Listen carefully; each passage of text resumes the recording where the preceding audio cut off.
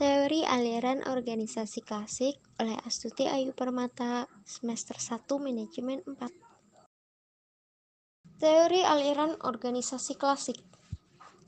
Teori organisasi klasik, classical theory atau biasa disebut dengan teori tradisional, berisi konsep-konsep organisasi dalam kerangka waktu 1900 sampai dengan 1930.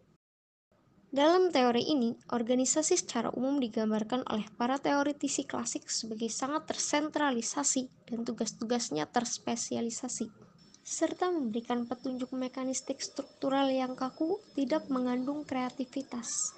Teori klasik mendefinisikan organisasi sebagai struktur hubungan, kekuasaan-kekuasaan, tujuan-tujuan, peranan-peranan, kegiatan-kegiatan, komunikasi, dan faktor-faktor lain yang terjadi bila orang-orang bekerja sama. Ciri aliran klasik. Aliran klasik mengembangkan prinsip-prinsip atau model universal yang dapat digunakan pada semua keadaan. Melihat organisasi sebagai sistem tertutup yang diciptakan untuk mencapai tujuan dengan efisien. Tema utama aliran klasik adalah efisiensi dan mekanistik. Berdasarkan perspektif sistem, teori organisasi klasik bersifat tertutup. Berdasarkan perspektif tujuan, bersifat rasional.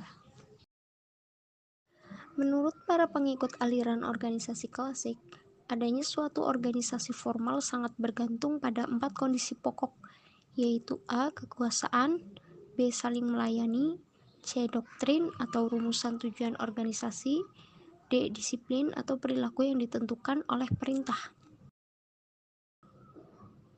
Teori organisasi klasik berkembang dalam 3 aliran yang dibangun atas dasar anggapan-anggapan yang sama dan mempunyai efek yang sama, yaitu 1. Teori birokrasi dari Max Weber, 2. Manajemen ilmiah dari Frederick Winslow Taylor, 3. Prinsip-prinsip administrasi atau organisasi dari Henry Fayol. Teori birokrasi Weber. Teori ini dikemukakan oleh Max Weber dalam bukunya The Protestant Ethic and Spirit Capitalism. Birokrasi menurut Weber bersifat legal rasional.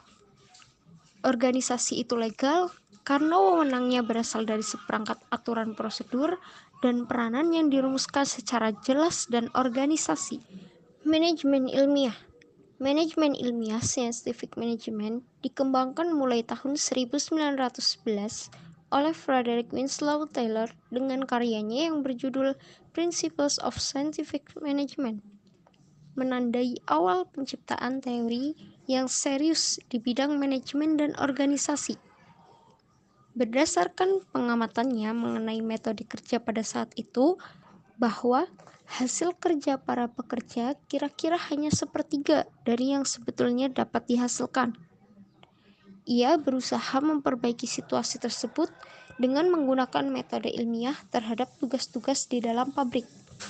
Prinsip-prinsip organisasi Henry Fayol. Walaupun prinsip-prinsip organisasi ditulis pada waktu yang hampir bersamaan, tetapi fokus Taylor dan Fayol berbeda.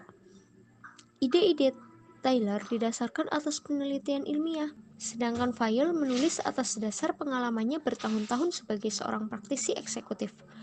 Fayol mencoba mengembangkan prinsip-prinsip umum yang dapat diaplikasikan pada semua manajer dari semua tingkatan organisasi dan menjelaskan fungsi-fungsi yang harus dilakukan seorang manajer.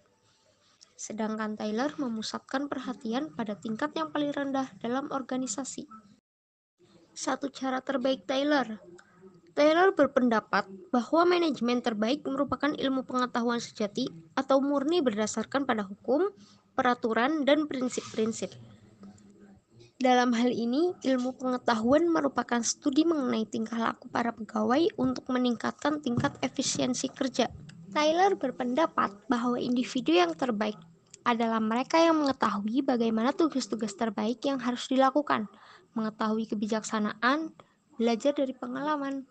Hal-hal seperti ini menciptakan proses kerja yang efisien. Taylor merekomendasikan kepada para manajer bahwa mereka membutuhkan untuk melakukan percobaan-percobaan dan mendesain metode dengan berdasarkan pada pengalaman. Sekian, terima kasih.